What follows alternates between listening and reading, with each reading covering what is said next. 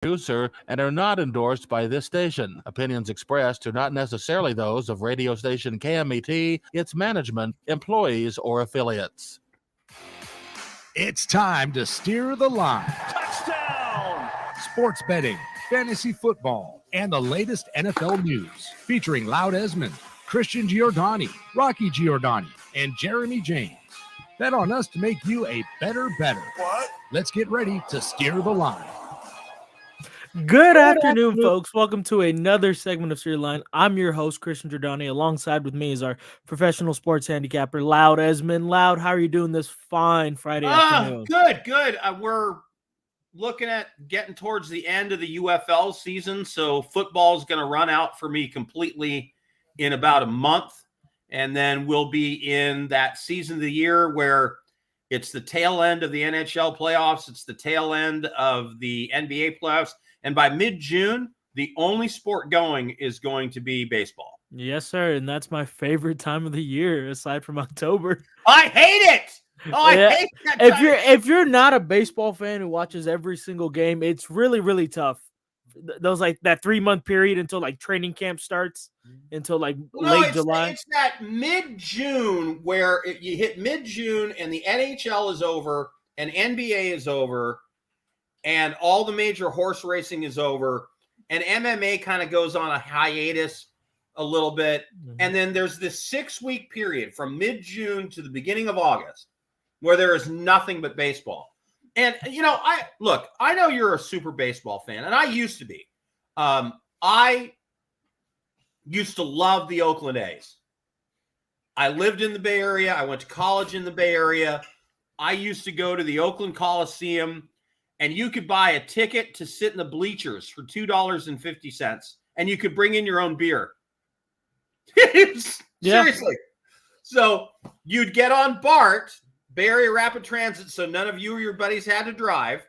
You would walk in to the stadium with a cooler full of beer, pay $2.50 for a bleacher ticket, a true bleacher ticket. They were benches.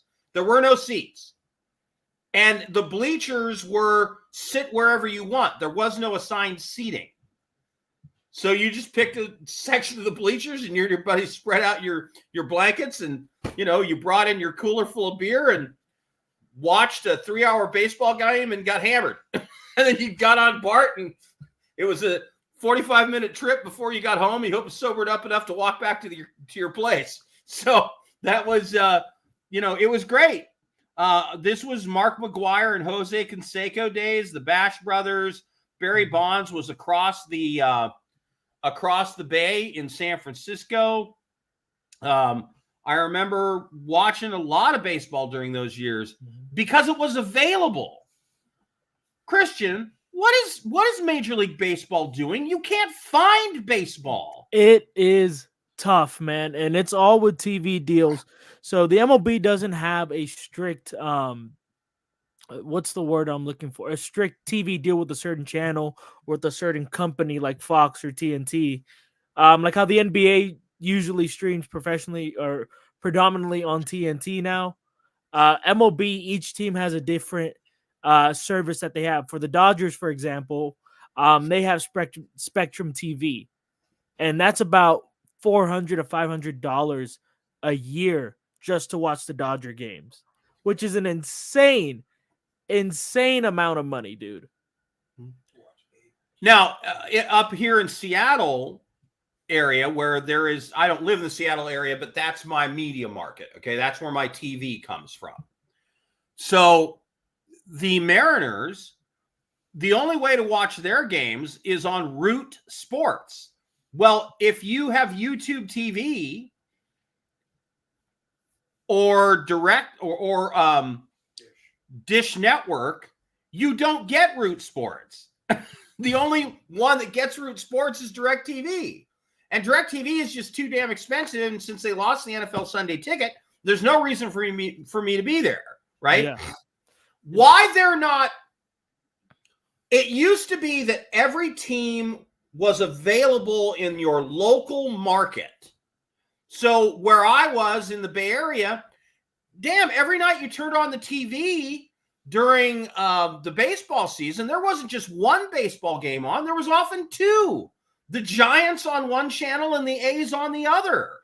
The biggest issue with all this is that it's not like the more viewers they get, the more money they get. They have a preset price with whatever TV company they're having. Beginning of the year, for example, again, the Dodgers, they get $80 million a year, every year from Spectrum. It's nuts. But they're cutting their own throat. There are less and less people interested in baseball. Yes. Especially among younger people. And, you know, you're going to be fighting for a dwindling audience. And then there's going to be nobody who's interested in paying for it anymore. And then where's baseball going to be? They ought to have at least a deal where one night a week there's somebody's baseball game on. And there ought to be a way to get your local market team without paying a fortune to get it. I think baseball is being very dumb about how they're marketing themselves right now. And let's remember, hockey almost disappeared. What was it? Is it in the 90s that hockey almost ended? Yeah. And the National Hockey League almost died in the 1990s because they did the same kind of crap that baseball is doing now. And then they were like, oh, this isn't working. And they got smart and let more people see their games. If I became a hockey fan over the last 5 years, I was never a hockey fan until, I'll tell you what did it, COVID. COVID happened, and then the NHL was playing hockey games all day long because they couldn't put anybody in the stadium. So they went, oh, you know what we should do? We should make our product available on TV so that more people get interested in it. And I remember there were days during the week during COVID when there was like a hockey game on at 11 and one at 2 and one at 5. And you can watch 3 hockey games in a day. Not that I had time because I was so busy working. But other people, I'm sure, did. Yep. And that grew the popularity of hockey. I just think baseball needs to make its product more available. The problem is Rob Manfred, the commissioner, is so short-sighted going ahead with baseball. About 4 or 5 years ago, they had this campaign called "Let the Kids Play," and we all know the unwritten rules of baseball. You know, you're not allowed to bat flip, you're not allowed to show excitement, you're not allowed to be. Oh, stop it! But that's the thing. Let's remember, if you bat flipped back in 2005, you're getting one in the dome at 95, which is so dumb. That's the thing. And then the MLB tried to make this campaign back in 2016. Let the kids play. Ken Griffey Jr. was the face of it. You know, make baseball exciting and make baseball fun again. Yeah, make it fun. Basically, that was the slogan: make baseball fun again. And it worked for a really short period of time. You know, there was a lot more leeway. Umpires weren't as strict with them, you know, tossing players out. And the next season, it kind of just fumbled over right against. And then I remember when everybody was screaming about, oh, you can't, the pitch clock came in and the bigger bases and all that stuff that they did to speed up the game and increase scoring. And it worked. It was just like 2 years ago that there was all kinds of baseball available. And I was like, oh, I'm watching baseball again because there's not a 12-minute break between every batter. You know, the game was moving along. It was easier to watch. Yeah, and it's not a giant significant difference in time. It's 35 minutes off a game, you know. 35 minutes off a game is not to kill anyone. But it speeds up the process. The only issue I have with the pitch clock and the accelerated pace of the game is more pitchers are getting injured. 64% of pitchers that were healthy before the pitch clock happened are now injured this season. You think that has to do with the pitch? 100%. 100%. You're throwing more pitches. In what way? You're throwing more pitches more rapidly at a higher rate. I don't know. I mean, somebody would have to correlate that for me. But okay, enough about baseball. Yep, let's move on. Let's do a little football talk. Let me quickly get through the UFL stuff. So if you have been following the UFL league, you know this, but I will tell everybody. The playoff teams are already set. The Birmingham Stallions are 8-0 in the USFL side of the UFL, which is very confusing to me. The UFL has an USFL division and an XFL division, which I think is terribly confusing and was a dumb idea, but okay. So why don't they just call it East and West, North and South, something. But anyway, Birmingham Stallions are 8-0. They're going to be in the playoffs. The Panthers are 6-2. They're going to be in the playoffs from the USFL League. The Showboats and Roughnecks, both 1-7, they're eliminated. Now, the way the UFL does this is the top 2 seeds in each division will play each other. I don't really like that because there's no incentive for the Panthers or the Stallions to give a rat's ass anymore. They could lose every single game from here on out, and it doesn't matter because they know they're going to play each other, and there's no real home field advantage for either one of those teams, so who cares? Over on the XFL side, the Battlehawks are 6-2. The Brahmas, by the way, I told everybody the Brahmas who were picked to be like in the basement of the UFL, I said, Wade Phillips is a really good coach. He's coached more football and forgotten more football than most of the other coaches in the league. They're going to be really good, and they are. The Battlehawks are 6-2. The Brahmas are 6-2. Those are your 2 playoff teams in the XFL division of the UFL. And the DC Defenders 3-5 are eliminated, and the Arlington Renegades 1-7 are eliminated. As far as this weekend's games, you have the Battlehawks at the Renegades. AJ McCarron, I don't think will play the rest of the season until the playoffs start, even though people are saying he's healthy. I've seen some people saying he's going to play, some people saying he's not. The Battlehawks are 3 points better than the Renegades, even with McCarron out, and I forget the backup quarterback's name, but he had 80 yards rushing on 12 runs, adds a different dimension to the game. I think they're 3 points better than the Renegades. Anyway, Stallions at Brahmas. The Stallions are -9. The Brahmas keep games surprisingly close. I think they're going to stay within that 9 points with the Brahmas. Defenders at the Showboats. Both those teams suck. I'm not going out on a limb for either of them. Maybe you play the under in that game. Michigan Panthers at Houston Roughnecks. The Roughnecks, they're terrible. The Panthers, -3.5 to -5. If you can get it at 3.5, great.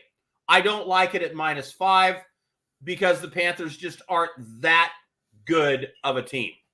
So I think you really have 3 teams that have a realistic chance of winning the championship. I would say Battlehawks first, Stallions second.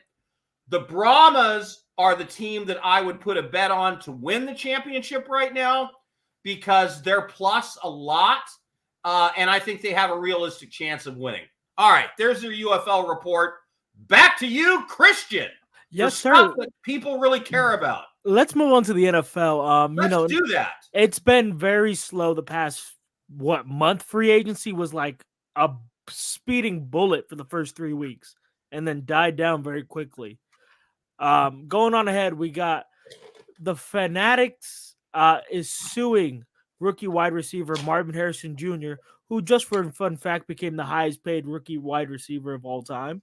He's got 4 years, $38 million in the bank account looking ahead to him. Fanatics is suing Marvin Harrison Jr.? Yes, sir. For what? Marvin Harrison Jr. is being sued for alleged breach of contract with them. The lawsuit filed in New York Supreme Court on Saturday claims Marvin Harrison did not fulfill his obligation and estimated the damages in millions of dollars. And what was his commitment?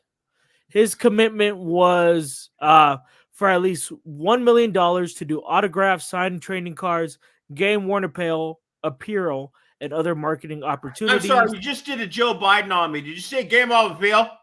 What'd you say? Game-worn appeal. Game-worn apparel. Apparel, sorry. I'll blame dyslexia on that one. And and other Do marketing you opportunities. understand the words that are coming out of my mouth? Very good. Thank you. So Marvin Harrison has been selling all these items on his own website with his father/agent, Marvin Harrison Sr. And Fanatics is saying you're undercutting us by Yep. doing that. And you now had to deal with us. Yes, and Fanatics is now trying to get the NFLPA involved, but Marvin Harrison hasn't even signed his NFLPA agreement due to issues with his NIL deal and licensing of his own likeness and imaging. He will lose out on money that way. So, all the Madden fans going ahead next year, I don't expect to see Marvin Harrison in Madden 25, and don't expect to buy a Marvin Harrison Cardinals jersey next year either. Okay, so the rabbit hole goes even deeper now. Get this. I read an article in the Wall Street Journal this morning. The quarterback for the Arizona Sun Devils is suing the University of Florida, the Florida football team, and a major, not donor, they're called boosters. Because he had originally signed his letter of intent. He was one of the top 3 quarterbacks coming out of high school in 2023. He was offered a $9.5 million NIL deal with the Florida Gators.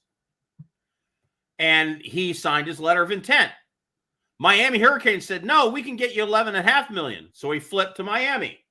Florida came back with another combination of boosters, said, no, we can get you $13.5 million. So he signed with Florida. After he signed with Florida, his letter of intent, he shows up on campus. He's supposed to get his first installment of like $500,000, and it doesn't come. So he's like, what gives? And nobody will talk to him. Nobody will answer him. And he ended up then decommitting from Florida, trying to go back to the Miami Hurricanes, who said, no, forget it. We're done with you. And then he signed with the Arizona Sun Devils, where you know how much NIL money he got there? Nothing. Donut. So he is suing the booster who lured him, he says, with false promises of money. And he's suing for like $20 million in damages. This is what the NIL has wrought now, Christian. It's who can pay me the most, and it's getting very weird. Yeah, it's college football, college sports in general have changed completely due to NIL. Powerhouses like Bama and Clemson and Ohio State no longer have that, package leverage, if you know what I'm talking about. Right. Going ahead. So, yeah, it is. It's basically the NFL minors at this point. You know, whoever gets paid the most gets going ahead. And I understand the freedom issues and the libertarian view on, hey, it's your name, it's your image, it's your likeness, except you're wearing a uniform of a college football team that you don't own, right? And that's what, so that whole thing, it's all very murky and weird to me now. But with that logic, you can say the same with NFL players. No, I'm saying, no, yeah. I agree. I'm not saying I know the solution, but I know that this system doesn't work.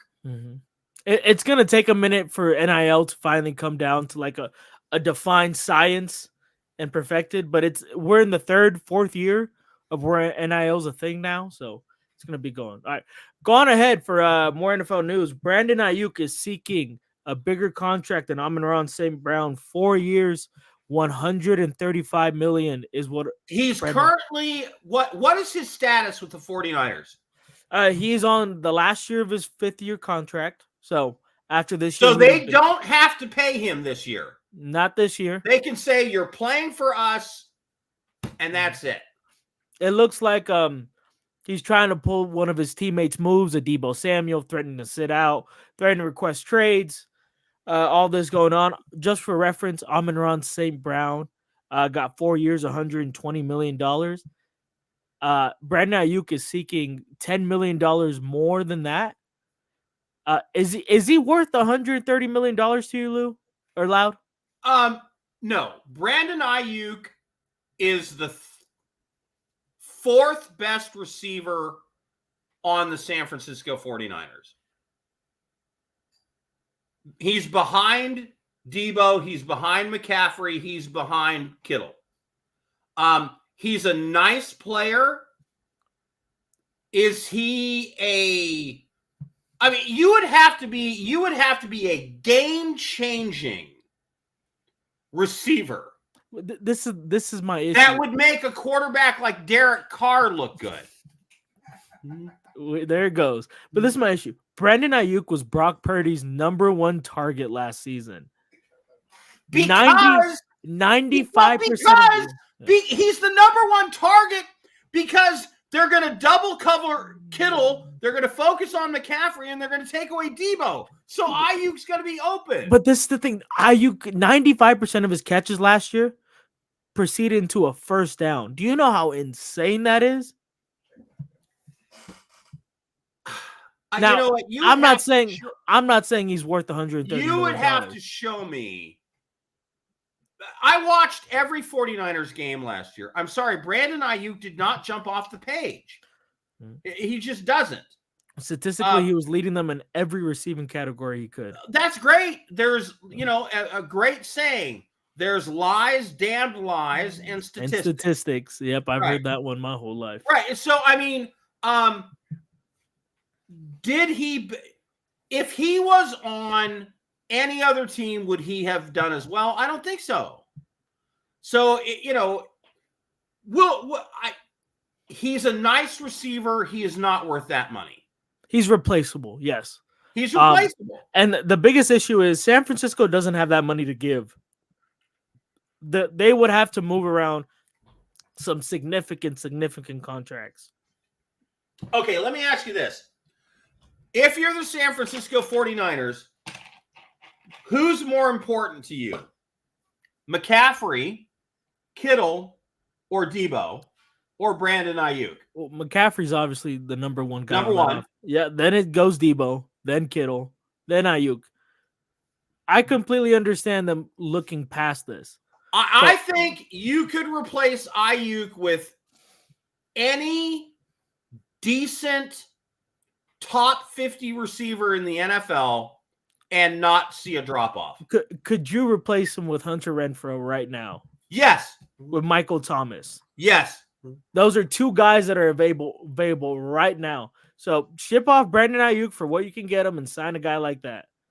And you know what? If the 49ers are smart, they take Brandon Ayuk and they get draft picks for him. Yep. Move on ahead towards the future. Yeah, because he is not the stir that straws the drink. Did I just say that? It's the straw that stirs the drink. The straw that stirs the drink. He is not the stir that straws he is not the straw that stirs the drink. And I was making fun of Joe Biden on the show.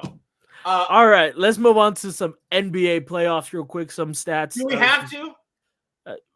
Yes. All right, get it through quickly because the NBA bores the crap out of me. I'm getting it through real quick. Just 2 games tonight. Games starts in 5 minutes. Mavericks versus Timberwolves. A little too late, but I like minus 250 on the money line for the Timberwolves to even out the series. Anthony Edwards has been such a dog, averaging 29.5 points per game this NBA playoffs, leading all remaining guards in the league. Luka Doncic is behind him by only 1.5 points going ahead. So it's going to be a close battle. The deciding factor in all these games going ahead is going to be Karl Anthony Towns. In his last 5 games, he's been inconsistent from going from 23 points to 10, back to 23, then the 13 to 4. On very poor efficiency, going up and down like a jump rope. The biggest issue is Karl Anthony Towns' usage rate. When he shoots more than 14 shots a game, the Timberwolves have lost every single game. When he shoots under, he doesn't have 40-point, 50-point games, but it's efficient, it's smooth, and it wins when he's playing at his own pace, when he's not trying to force shots. So going ahead, Karl Anthony Towns will be the benefactor for the rest of the series. And then tomorrow we have the Indiana Pacers playing the mighty Celtics going ahead. I like the underdogs in this game. The Pacers are going to take one game from the Celtics, and I think it's going to be this one. Plus 220 going ahead on the money line. That is it for me in the NBA. Go ahead, Loud. There are some really interesting things that you can look at in terms of strength of schedule in the NFL next year and win projections. So in 2023, the Houston Texans had the 7th easiest schedule. And, of course, they had the year that they had. 1 minute. The Houston Texans now have the 7th hardest schedule upcoming this year, which I think is going to be something to watch. And then the other big one for me is the New York Jets have the 4th easiest schedule. How that is possible, that just tells me the NFL wants Aaron Rodgers and the New York Jets in the playoffs. Just saying. Christian. Yep. Yeah. Yeah, that's just the only way that you and by the way, the Patriots for the second year in the row have the hardest schedule in the NFL. It's going to be tough for them going on. They All right, hate everyone. the Patriots now. Yep. All right, everyone. This has been Steer Line. We will see you guys again next week for more NFL analysis.